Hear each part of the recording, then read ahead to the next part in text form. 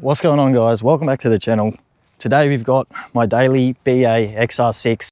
We're going to be upgrading the intake today using only OEM factory parts. Hopefully gives us a little bit louder intake note and a tiny bit more performance on the draggy. Let's get into it. So here's a quick look at a stock intake setup on a BA Falcon. Pretty basic setup. I've actually already upgraded this piece here. It's a territory pipe, which you can get pretty easily down at your local wreckers from any barra powered territory. So that's pretty important. It has to be a naturally aspirated barra powered territory. They're getting a little bit rarer these days. People are taking the motors out of these things. You know, they're getting them for pretty cheap. So yeah, make sure you get in while you can. But here's a clip of me actually down at the wreckers now with my mate. Finding two. We actually found one for him and a spare for me, which was pretty lucky. So make sure you get that long tube as well, and there's no punctures or anything in that, and you should be right. There we go. Is this him? Space is sitting there. It's already fucking unscrewed, so just take that 7mm off, longer tube, got the pipe, take the spacers, and you'll be right. Just got Alistair a set from the territory just over there.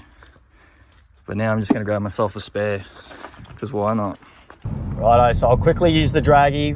We'll get a 0 to 100 time in. We'll go home. We'll go and upgrade the intake and come back and see if it improves our times.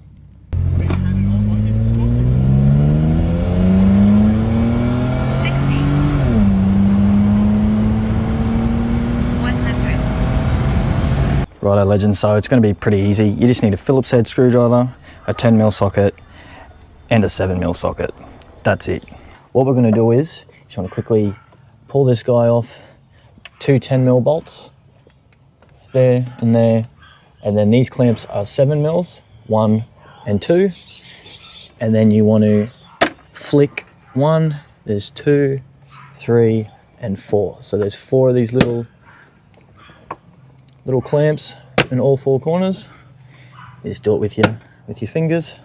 So we can now lift that out once we back off this 7mm, pop that off here, and then we could probably keep that one nice and tight just so we can pull that off with it. So I'll quickly do that now, and then when it comes to the snorkel, it's just the 2 Phillips screws, and then all you want to do is just twist that and pull it out. So I'll unloosen it all, and then I'll record me pulling it out for you. Righto, so we'll start with the ram snorkel as it's the easiest thing. 2 Phillips screws out, and if you can see in here, get some light for you, all you want to do is just sort of wiggle it like that, and then it should just pop off, and she just slides straight. I'll show you all the upgraded parts in a second. I just want to get this all off, and then we can compare them side by side and then install them. So now that we've got that ram snorkel out, we'll just chuck the 7mm on, and we'll quickly just back this guy off of here and pop him off, just to make it easier to remove that elbow section there. Alright, loosen him off, just pop that guy off there, and now should be able to lift him out nice and simple. Righto, this can go, as we won't be needing that. Now, like I said earlier, this is actually already territory piping, which has way better flow. I'm gonna have to take it off anyway, just to compare it with the factory setup, just so you guys know what I'm talking about. You're just gonna have 2 10mm bolts here and there, just back them off. And this guy, quickly do that right now, just pull him off, pretty simple. And then it'll just pops out relatively pretty easy, straightforward. Righto, with them out, he will just pop straight off just like that. And there we go. That's all your intake piping minus the bottom of the box, as I'm going to be reusing the air box. I'm definitely not putting a pod filter in there, as everyone should know by now that is definitely worse than a factory setup. Righto fellas, this is what I'll be using. Pretty spicy. So first things first, we'll go with the elbow here. So if you already can't tell the length of these 2 pipes, Yeah, a lot different because one's from a territory and one's from a BA or BA Falcon. So the difference really, there's no performance differences in this pipe, but you will need this pipe to make the territory piece actually work. Otherwise, using the standard smaller pipe won't actually fit to the airbox. So make sure when you're grabbing this piece from the territory, you're also getting that long piece. And most importantly, so make sure when you're getting it off a territory, you grab these spaces. Now, the reason you want to have those spaces is because if we take a look on the back side of this L piece here, sorry if it's too dark, notice on the BA, it has pretty deep dimples. So it fits over that inlet I was just pointing at. That, as you can see, definitely takes up a lot of space and volume that your car could be sucking in otherwise. So to negate that, you'd go for a territory pipe. Looking at the factory one again. Not sure where you can see that, but yeah, takes up a fair bit of room on the inside of the pipe with your Falcon one. And as you can see on this one though, not a single bit of restriction. That's why you would use that. Less restrictive, more airflow. Pretty simple. Now that was already on the car, so I'll put that back in now. So once you fit it on and that's sealed over, you'll notice it sits a lot higher, and that's why you need the spaces. Otherwise you won't be able to screw this down and it will just be floating there. Righto, first part done. Now I'll be a lot more brief and quicker with this. We'll go with the air filter first. So just a generic air filter. Nothing wrong with it. A little bit restrictive. People swear by just stock OEM filters.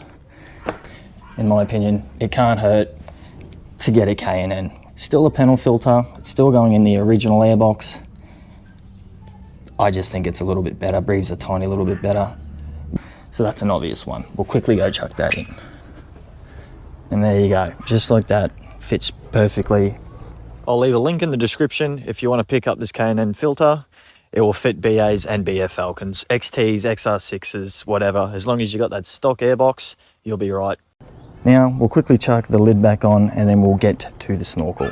Once you put that in, make sure all four of these click in nice and tight. Don't forget about that.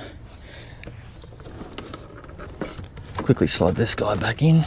Get your 7mm, tighten him up. Get your two 10mm bolts, tighten him down. And don't forget about this guy. What I like to do is lean it back, force the top down, and then in. It's fighting me a bit because I do not have this guy screwed down. Now this one, yeah, it might be a little bit hard to find, and if you do find it, it might be a bit costly, but having a factory XR6 turbo myself, I just pulled it off mine.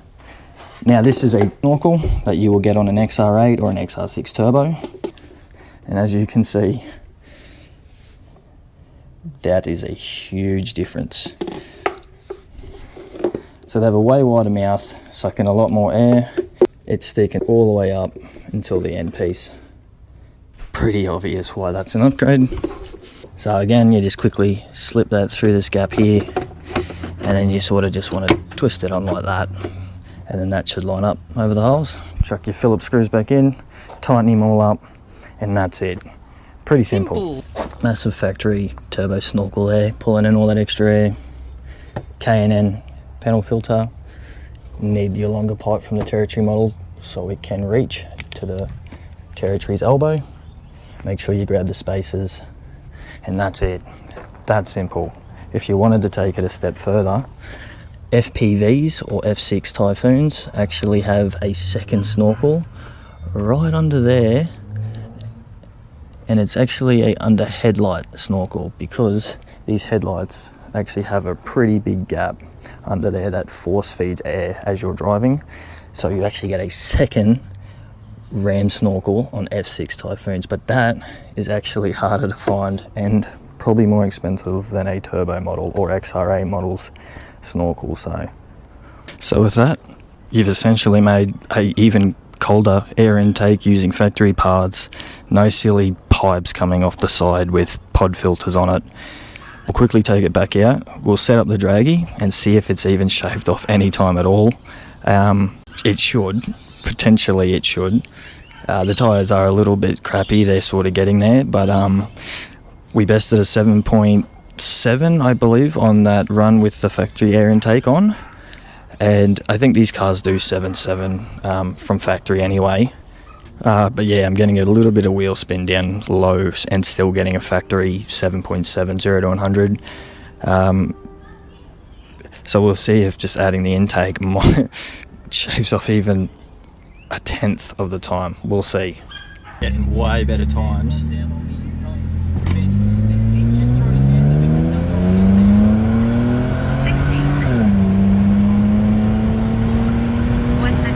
First attempt, 7.3 seconds. Let the car cool down a little bit, would have helped, and a little bit cooler in the day too, I'm sure, as well. It shaved off some time. But 7.3 is actually, definitely a record for me. It would actually do 7.5 seconds normally, the best I could ever get this car to. And just after a little cool down, and it's not even completely dark yet, it's still got a 7.3, so that is pretty impressive. If anything, it's shaved off 0.2 of a second. But yeah, hopefully you guys enjoyed that. It's just a quick one, pretty simple. If you've made it this far, I absolutely appreciate it. You're fucking legends. And yeah, see you in the next one.